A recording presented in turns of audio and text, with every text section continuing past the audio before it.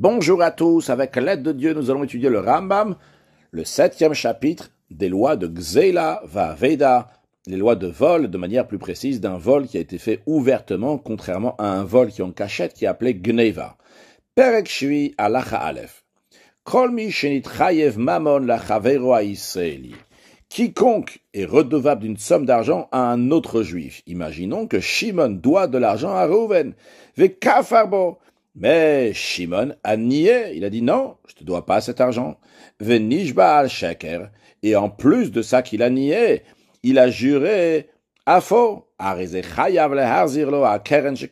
Au moment où Shimon va avouer qu'il doit cet argent à Reuven, eh bien, il devra rendre le capital, évidemment. Par exemple, les 100 € sur lesquels il a nié, qu'il a dit qu'il ne les devait pas. Et en plus de ça, il y a encore deux autres choses. Vosafat Romesh, il devra rajouter un cinquième, c'est-à-dire que si il a volé, il a voulu garder les 100 € avant d'avoir avoué qu'il devait en effet donner ces 100 €, il devra rajouter un cinquième, c'est-à-dire 25 €, de manière que quand on va prendre les 125 €, on va la partager en 5, ça va faire 5 par 2, 25. Et en plus de ça, vechayav bekorban, Shimon doit amener un sacrifice, ou un nika hasham gzelot. Ce sacrifice est appelé un sacrifice de culpabilité. Dans le contexte du sacrifice de hasham, de culpabilité, c'est hasham gzelot, un sacrifice de culpabilité pour le vol. Halacha bet.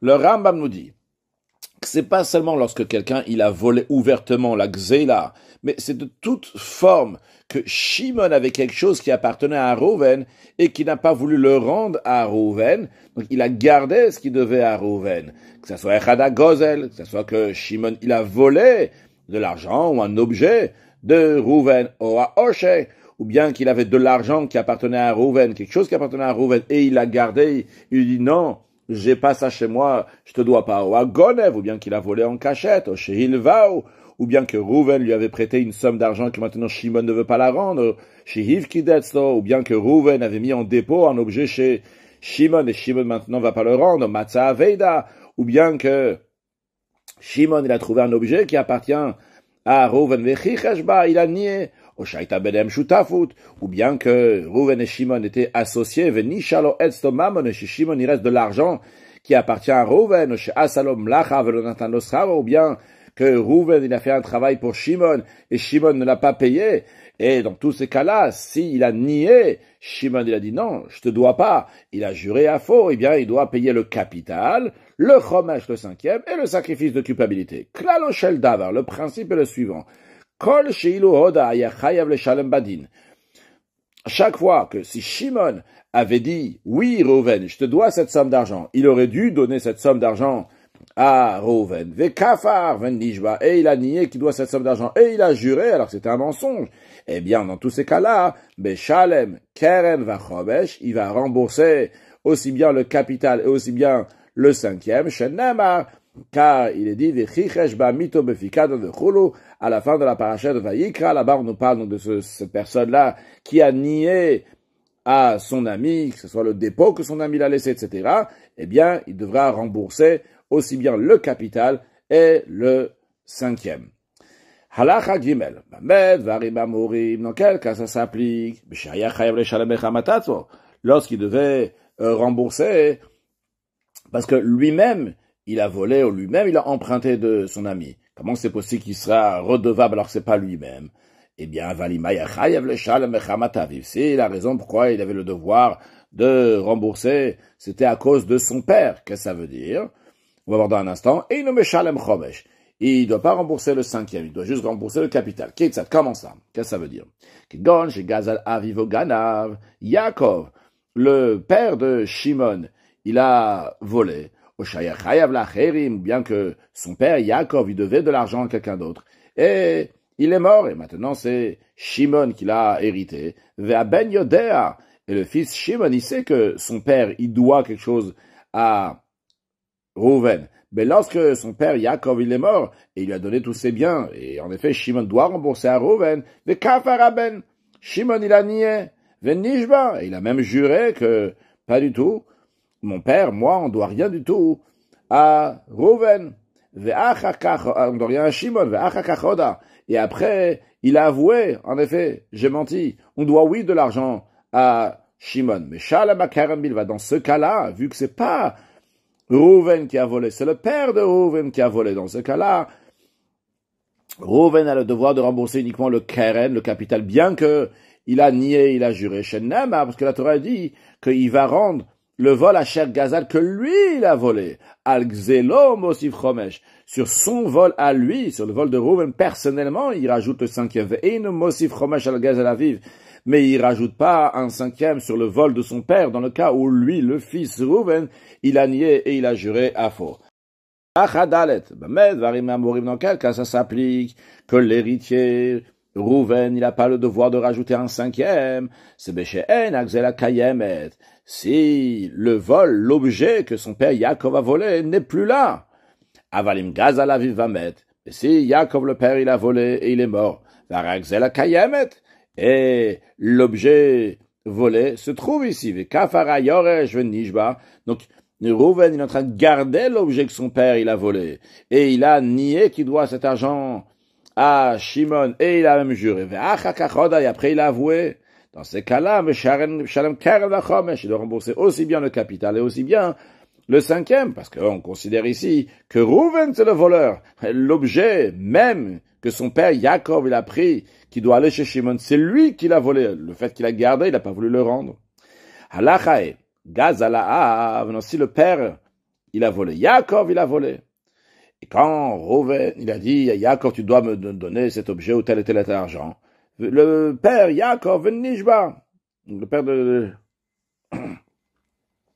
Reuven, il a juré Vehoda, et il a avoué après, il a dit, ah, c'est vrai, moi, Yaakov, j'ai volé quelque chose qui appartient à Shimon. Et après, Yaakov, il est mort. Et maintenant, l'héritier, c'est Reuven. Alors, qu'est-ce qu'il doit rembourser Reuven? Le capital et le 5e ou que le capital? Réponse,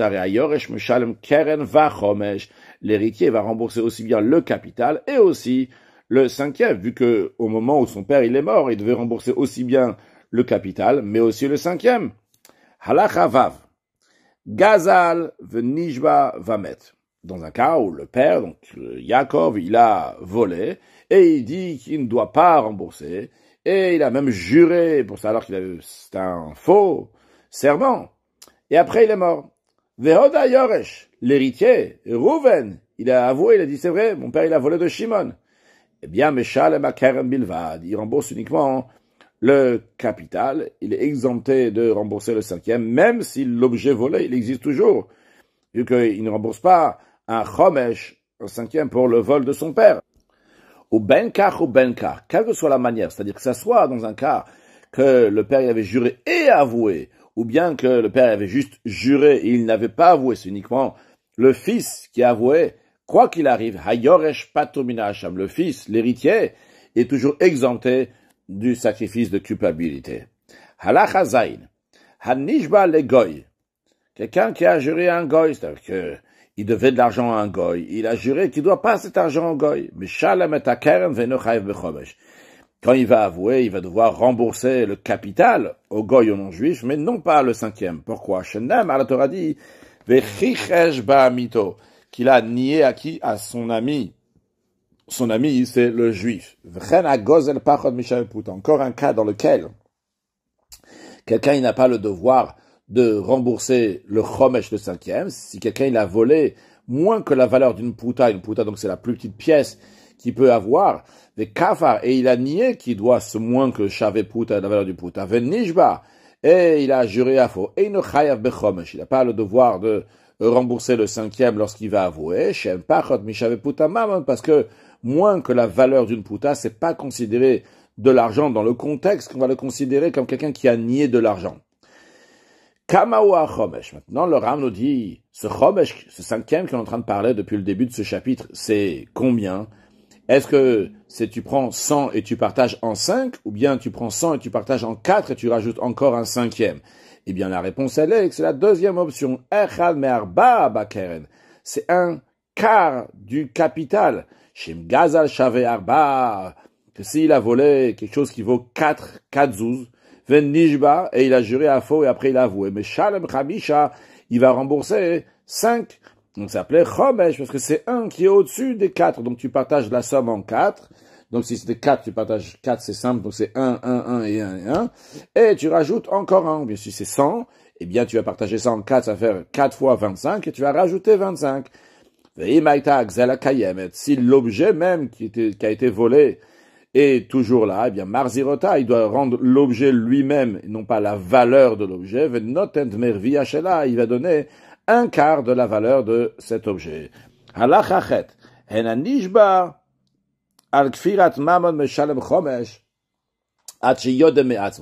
Ça qu'on a dit qu'il y a celui qui jure, donc parce qu'il a nié de l'argent, il va rembourser un 5e, c'est uniquement s'il a avoué de lui-même qu'il doit cet argent. S'il y a des témoins qui sont venus, ils ont dit, hey, Reuven, tu dois cet argent à Shimon. Il dit, non, je nie toujours, mais je ne le dois pas. Mais Shalom Akerem Bilvad, Alpi Eidim, il va rembourser uniquement le capital. Il y a deux témoins, on leur fait confiance, donc il est obligé de payer le capital. Mais il paye seulement le capital. Et il rembourse pas le 5e, bien que on est sûr que les témoins, ils ont raison. Malgré cela, on va pas lui dire de payer le chomesh. Pourquoi? Parce que ce que la Torah a rajouté à ce voleur-là, qui va payer aussi le 5e en plus du capital, et il va aussi amener un sacrifice, c'est le kaparem baim, ça vient pour l'expiation du voleur. Et cette kapara, ce pardon, il amène uniquement si lui, il a avoué. Vu qu'il a avoué, c'est-à-dire qu'il est en train de faire tchouva. Alors, il est en train de faire tchouva, on va trouver une kapara, un pardon et l'expiation. Mais si il fait pas tchouva, il revient pas de lui-même vers Akadosh Baruch Hu, eh bien, il ne pourra pas avoir cette kapara, cette expiation. Halachatet, agozel et travero. Celui qui vole son ami, afalpiche kafarbo. Bien qu'il a nié, il a dit, à Shimon, je ne dois rien du tout. Oh, il velon nishba. Tant qu'il n'a pas juré, il faut séparer entre le fait qu'il a nié et qu'il a juré. C'est deux choses différentes. Nier, il dit, je te dois pas. Par contre, quand il jure, je te dois pas, là, c'est une deuxième chose. Tant qu'il n'a pas juré, il m'chazar vehoda. Si, c'est rétracté, dit, après avoir nié seulement, pas après avoir juré. Il a dit, non, je te dois cet argent-là. Eh bien, il n'a pas le devoir de courir, de poursuivre le propriétaire, donc Shimon, pour lui rendre l'argent qu'il lui doit. C'est-à-dire que Ikaradin, si on voit les choses vraiment telles qu'ils sont dans la Torah, il a oui le devoir de courir, de poursuivre le propriétaire jusqu'à qu'il va rendre l'argent. Il a volé, il doit aller le chercher. Mais les Chachamim, les sages, ils ont fait Takanat Shavim, qu'on a déjà appris dans le passé, donc pour faciliter aux voleurs de faire tchouva. Ils ont dit qu'il n'a pas besoin, dans ce cas-là, il n'a pas besoin de lui courir derrière pour lui rendre son argent. Parce qu'il a seulement nié. Ça va rester dans les mains du voleur, jusqu'à que les propriétaires, ils vont revenir, et ils vont prendre ce qui leur appartient. Vu qu'il n'a pas juré, donc les propriétaires sont encore sur leur garde, ils vont encore revenir, insister sur cet argent, ils reviendront. Avalim nishbal, shaveputavamala, mais si le voleur, il a nié, pas seulement il a nié, il a aussi juré, de manière mensongère, que il doit pas cette chose-là qui shaveputa, qui a une valeur d'une puta ou plus, après qu'il a juré, eh bien le voleur a le devoir de poursuivre les propriétaires jusqu'à qu'il va leur rendre, même s'ils sont en outre-mer. Pourquoi? Parce qu'ils sont déjà désespérés après que le voleur il a juré, ils ne viennent plus après pour lui exiger cet argent-là. Donc ils ont désespéré, c'est la raison pour laquelle que c'est au voleur d'aller voir le propriétaire et le rendre. Même si le voleur il a rendu tout ce qu'il a volé, à l'exception juste de quelque chose qui vaut une puta, il doit l'amener, ce qui reste, donc ce chavé puta, cette verre du puta, aller chez les propriétaires et le rendre, parce qu'il a encore quelque chose qui fait partie du vol, donc il doit rendre tout, la totalité. Dans le Rambam nous dit que lorsqu'il va le donner, velo yiten, il ne faut pas qu'il le donne le livno shel nigzal, ni au fils de la personne qui s'est fait voler, pas au fils de Reuven, velo lishlucho, ni à son délégué, quelqu'un il vient, il dit, je viens de la part, pardon, j'ai dit le fils de Shimon, il faut dire, et ni au délégué de Shimon.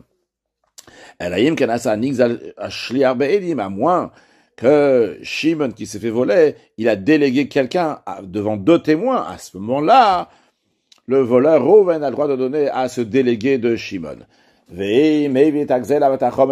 Maintenant, si Rouven, le voleur, il a amené ce qu'il a volé, et le cinquième, il a amené au tribunal Shebeiro qui est dans sa ville, suite à ça, tout ce qu'il lui reste à faire, c'est d'amener un sacrifice de culpabilité, et il aura une capara, un pardon. Ou c'est le tribunal qui va s'occuper de rendre la chose volée, et le chomesh, le cinquième, au propriétaire à Shimon, le Baal, au propriétaire, donc qui est Shimon. De même, ce voleur, il peut donner le vol à Shliar Bedin, à quelqu'un qui est délégué du tribunal, et il est aussi quitte d'avoir rendu, et après il peut amener son sacrifice de culpabilité, et les propriétaires, ils viendront le chercher du délégué du tribunal. Tout celui qui donne donc, ce qu'il a volé ou quelque chose qui est similaire, donc quelque chose qui appartient à quelqu'un d'autre et qui doit le donner à quelqu'un d'autre, il a donné au tribunal, Yatsa, il est quitte d'avoir rendu. Halacha Yudalef. Natan lo et a keren velo natanot a chomesh. Si le voleur, après qu'il a nié, il a juré et il a avoué qu'il a juré à faux, et donc, il a le devoir de rembourser aussi bien le capital et le cinquième. Après, donc, Natanot Karen, il a donné seulement le capital. Velo Natanot Karen, je lui ai pas donné le cinquième. Oh, chez Machal le Karen, bien que la personne qui s'est fait voler, Shimon, il a dit à Rouven, écoute, le capital laisse tomber, mais velo Machal la Chomesh. Par contre, le Chomesh, le cinquième, je veux que tu me le donnes. Chez Machal alze, ve alze, ou bien que Shimon a dit à Rouven, écoute, je te pardonne, aussi bien sur le capital et sur le Chomesh, t'as pas besoin de le donner, mais, Chutz Mpachot Mishael Puta Bakaren, à l'exception qu'il a gardé quand même, il a dit, il y a moins qu'un Shavet Puta dans le capital que ça que je veux que tu vas me le rendre. Comme ça, il dit Shimon à Rouven. Dans ces cas-là, il n'a pas besoin de lui amener ce qui reste. Celui qui s'est fait voler, donc Shimon il va venir, il va prendre ce qui reste, donc qui vaut moins qu'un Shavet Puta, qui vaut moins donc dans le Keren, dans la capitale qui vaut moins qu'un Shavet Puta, ou bien que le Chomesh il va venir et le prendre. Bien que la chose qui a été volée elle-même, elle est là, chez la personne qui a volé. Et en effet, qu'est-ce qu'il lui demande, Shimon qui s'est fait voler, il lui demande uniquement quelque chose qui est moins qu'un Shavet Puta. Mais peut-être, on devrait craindre que la chose qu'il lui demande qui vaut actuellement moins que la valeur d'une Puta, peut-être avec le temps, ça va prendre de la valeur, ça va valoir plus qu'un Shavet Puta. Eh bien, on ne craint pas que peut-être le reste va valoir plus et ça va valoir une Puta et qu'à ce moment-là, il devra lui amener, donc Rouven devra amener à Shimon, mais on garde donc le principe qu'en général, ça va pas monter. En effet, si théoriquement, la valeur de ce moins de Shavet Puta que Shimon demande au voleur de lui rendre va valoir plus tard, oui, un Shavet Puta, dans ces cas-là, Rouven, le voleur, aura le devoir d'aller et de l'amener chez Shimon. Par contre, si le voleur, il a donné à la personne qui s'est fait voler, il a donné à Shimon le Chomesh, il n'a pas donné le Keren, le capital, le Shemach, alors la Chomesh, le Mach, alors la Keren, ou bien qu'il a pas donné, il a dit, c'est pas la peine que tu me donnes le Chomesh, le cinquième, mais par contre le Keren, le capital, je le veux, au Shemach, alors alze, ou bien qu'il lui a pardonné aussi bien sur le capital et sur le cinquième, Chus Mishavet Puta Bakeren, à l'exception de la valeur d'une Puta du capital. Dans ces cas-là, Chayav lo licho acharav, il a le devoir de lui amener, donc c'est le capital, il doit toujours lui ramener si un Shavet Puta, ou itel ben shebeiro, ou bien il va le donner à un tribunal qui est dans sa ville, comme nous l'avons expliqué. Halacha yudbet. Hamarzir et keren abealim, celui qui rend le capital au propriétaire, et donc c'est après qu'il a avoué, donc il devait donner le capital et le chomesh, mais lui il a donné seulement le keren, le capital. Et donc, il a encore un chomesh, un cinquième à donner. Et quand le propriétaire, il vient, il dit, voleur, tu dois me donner le chomesh, le cinquième. En ce qui concerne le chomesh, il a nié, il dit, non, je te dois jamais la vie. Je te dois pas cet argent-là, ce cinquième. Venishba, il a même juré qu'il doit pas ce chomesh. Eh bien, là, c'est un chomesh chez Karen le Choldava. Et maintenant, ce chomesh-là, il est devenu comme un Karen, il est devenu un capital. C'est-à-dire que cet argent-là, que Rouven devait donner à Shimon, ce qui n'est pas le capital, ce chomesh qu'il devait donner à Shimon, le fait qu'il a nié, il a juré, eh bien il doit donner le cinquième sur le cinquième. Il va rajouter encore un cinquième sur le cinquième qu'il devait déjà. Chez Namar, parce que la Torah dit, va chamishitav yosif alav. les cinquièmes, il va rajouter sur le capital. Pourquoi la Torah dit pas vachamishito, son cinquième? Pourquoi au pluriel des cinquièmes? Ben là, chomesh, tu allais nous enseigner qu'il va rajouter un chomesh sur un autre chomesh. Que par exemple, donc si, en tant que chomesh, il devait lui donner 5 euros, et il a nié sur le chomesh qu'il devait lui donner, eh bien, il doit rajouter encore 1 euro. Non, on va dire 4 euros pour faciliter. Il devait 4 euros pour le chomesh, et maintenant, il a nié, eh bien, il lui rajouter encore 1 euro sur le chomesh qu'il y avait avant sur les 4 euros.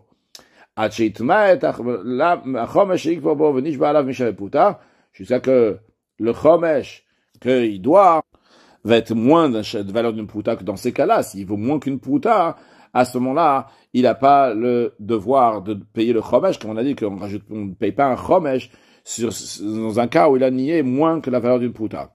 Halacha yod gimel, mishaya etzlo pikadon. Shimon qui a donné à Reuven quelque chose à garder. Il lui a mis en dépôt quelque chose. Donc, Vetan chez Avad. Et Reuven, il a dit, c'est perdu le dépôt. Venishba, il a même juré. Après, Reuven, il a voulu, il a dit à Shimon, la vérité, oui, c'est chez moi, j'ai juré à faux. Après, à nouveau, avant qu'il rende à Shimon, et encore une fois, il a dit, non, ça c'est perdu, je l'ai pas. Il a même juré. Après, il a avoué encore une fois que c'est chez lui. Mais Shalem Chomesh de Choshua, il paye un cinquième sur chaque serment qu'il fait. Ima Kerena Echad. Le capital, par contre, il paye seulement une seule fois. Parce que la Torah dit Vachamishitav Yosef Alav. Du même verset qu'on a vu avant, que la Torah parle de plusieurs cinquièmes. Donc, c'est plusieurs cinquièmes à rajouter. Shalem Kamachoshim Kerena Echad. Ça nous apprend qu'il rembourse plusieurs Chomesh sur plusieurs fois le cinquième sur un seul capital. Conclure avec un mot de Chassidut. Il écrit qu'on a 5 niveaux de l'âme, Nefesh, Ruach, Neshama, Chaya, et au-dessus de ça, nous avons Yechida. Et la Yechida, c'est le 5e niveau. Et le travail, il est de prendre ce 5e niveau-là, de le rajouter sur le capital, de faire que Yechida, Sheben Nefesh, le niveau de Yechida qui est dans l'âme, va se dévoiler dans les 4 autres forces dans la vie de tous les jours. Comme on sait que Nefesh, ça représente l'action, Ruach, c'est les sentiments, Neshama, c'est la compréhension, et Chaya, c'est la volonté, Yechida, c'est le fait qu'on est entièrement uni avec Akadosh Baruch Hu. Cette union-là avec Dieu doit s'exprimer dans l'action, dans les sentiments, dans la compréhension et dans la volonté pour servir Akadosh Baruch Hu, pour lui faire une honneur à Dieu ici-bas et accueillir Mashiach, now, une excellente journée.